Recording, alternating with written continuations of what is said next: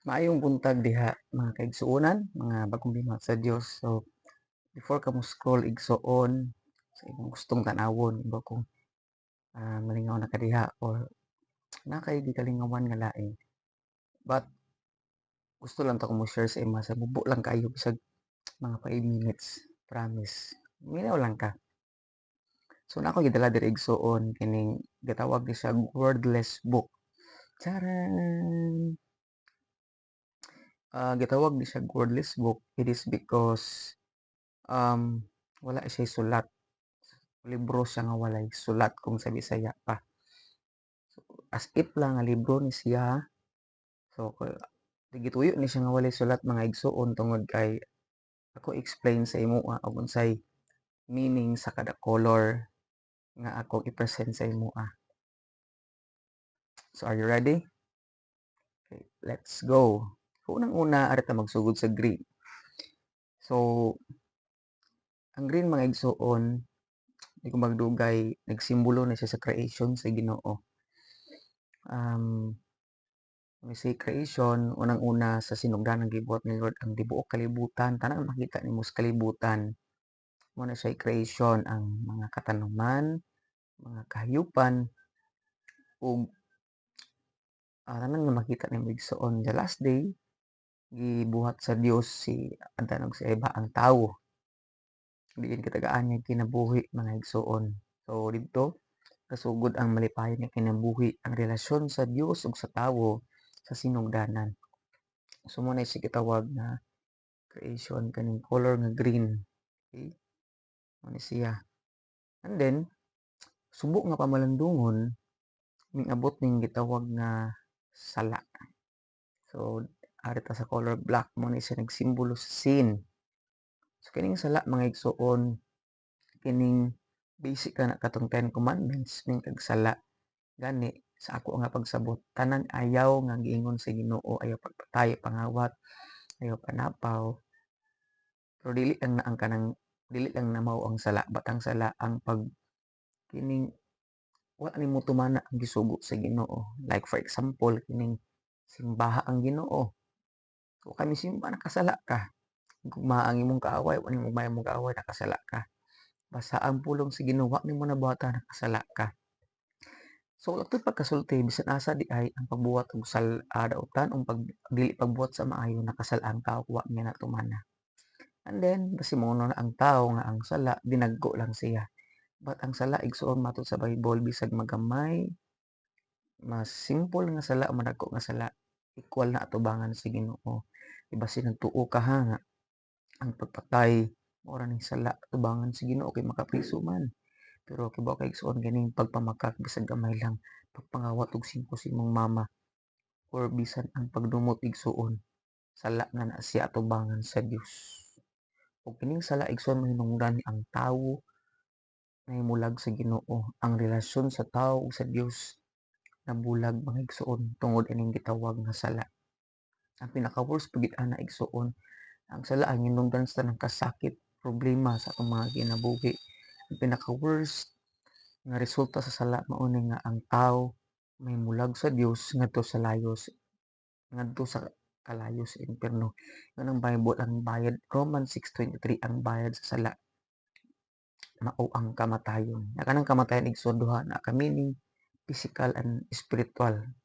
Ang atong lawas sa pisikal mamatay ilubong pero spiritual nga bahin ang atong kalag igsuon pag nakasala ta buhat tag sala nagpuyo ta sa sala kalaglagan sa impierno atong padulungan mo ni bad news igsuon mo ni delikado kayo matabo nimo ug nako kay nakasala tang tanan wala exemption nato kitang tanan silutan ngadto sa kalayo sa impierno tungod kitang tanan nakasala mapari man ka maministro man ka mapastor ka.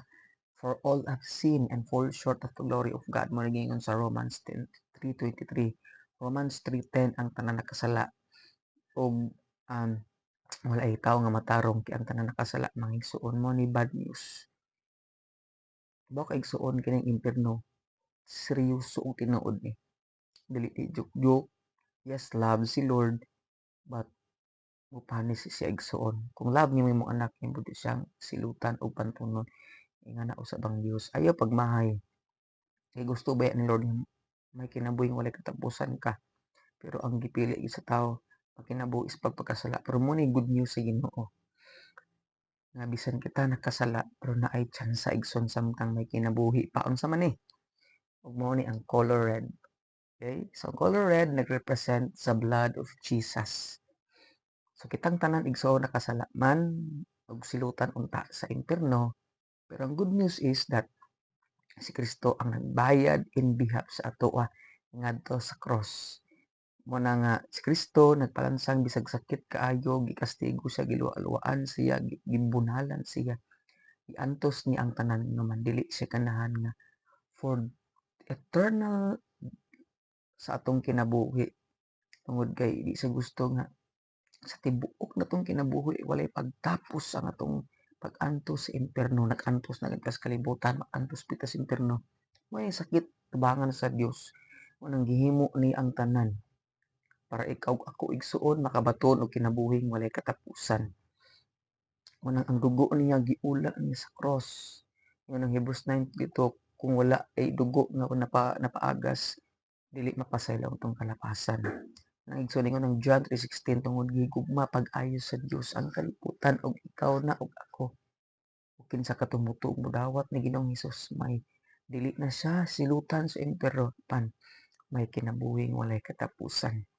Okay, ana? Karon to igsuon nga kining kaluwasan nga gihatag sa Ginoo libreng gasa ni. Romans 6:23 apan ang gasa sa Dios mao ang kinabuhing walay katapusan nga naa ni Kristo Jesus. Ning gani ka og gasa dili nimo na siya haguan unlike sa wages. Kay ang wages imo na siyang gitrabahuan, bayaran ka sa imong paghago. Pero unlike sa gasa, wa nimo hagui, dili ka deserve but gihatag di sa imo tungod sa gugma o grasya sa Ginoo. Muna nga igsuon ang imo lang buhaton mutuo lang ka ni Ginoong Hesus. Buhaton nga nimo ang maayo anuman agi nagpagpasalamat nimo sa gibuhat ni Kristo Jesus sa imong kinabuhi ngadto sa cross. Pero ang kalawasan lang igsuon mutuo ra ka ni Jesus dayon mga lagad kas Ginoo tungod na sa gugma nimo sa Dios tungod sa gipakita sa iyang gugma diha nato. Okay ba? So mo nga igsuon sa atong kinabuhi kining gusto ni Lord nga dawaton nato siya nga atong Ginoo og personal nga manluluwas. Hinumdumi nakasala ta, kitang tanan nakasala og nalayo tubangan sa Ginoo. That is why we need a Savior. And that is Jesus Christ. Only Jesus Christ. Ano man walay relihiyon, walay simbahan nagpalansang sa cross. Walay santos na nagpalansang sa cross igsuon kundi si Jesus lamang. Sa Bible lagan king verse nga nagpamatuod hatag ko nimo gamay. John 14:16 Jesus, I am the way, the truth, and the life. No one comes to the Father except through me. Si Jesus mutubag ako ang dalan, kamatuurad kong kinabuhi. Walay makadto samahan, kundi pinagi nako. Focus sa John 3:16. Totoo, marawat niya. Dili malaglag, apan may kinabuhi walay katapusan. Takan pa, Acts 4:12, wala nila ang gihatag sa langit. May makaluwas na ito kundi si Jesus lamang. Okay? Takan pa kay mga verse igsuon but I hope mupasa ka sa Bible. Tuo ka igsuon nga ang pagtuo lang o grasya sa Ginoo maluwas tayo ng Ephesians 2:8 and 9. For by grace we have been saved through faith, and it is not of ourselves, it is the gift from God, not of works, lest any man should boast. So walay makapasigarbo nga naman ang dili ta malangit tungod sa atong mayong buhat kundi tungod na sa gasa ug sa atong pagtuo ni Ginoong Hesus. Bahalag ug moingon ka nga among simbahan makaluwas, imong relihiyon makaluwas na gitukod si Kristo nga makabaton ta kaluwasan. Rigson sa akong nasabtan ang simbahan igo lang nga gitukod aron kita makasimba sa Ginoo, maka-fellowship sa mga magtotoo nga giluwas sa Ginoo. But bisan o gawas ni ana igsuon atong pagtuo lang sa Ginoong Hesus. Remember kadtong gilansang sa cross kauban ni Jesus. Yung tuo siya ni Jesus pero sa ingon ni Jesus nga karong adlaw kauban ka nako sa paraiso. Wala siya kapabaptize, wala siya kapamembers sa church. wala niya i-acknowledge nga usa ka church nga gitukod ni Kristo ba pingtuo lang siya.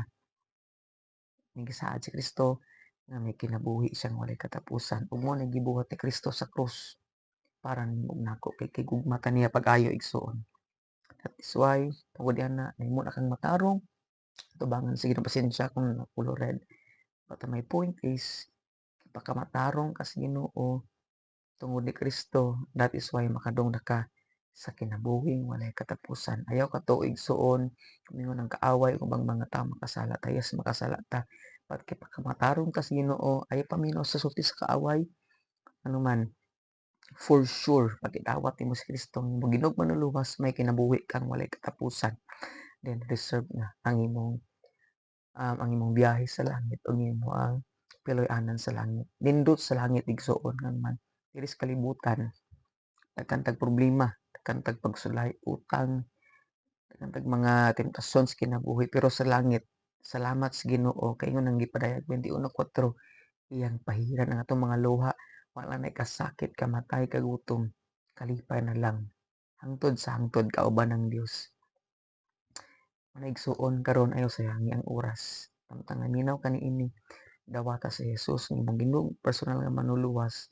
Dumi makasala ta, wala tay mahimo sa atong kaugalingon sa atong mahibinuatan kun dili sa atong pagtuo lang ni Ginoong Hesus.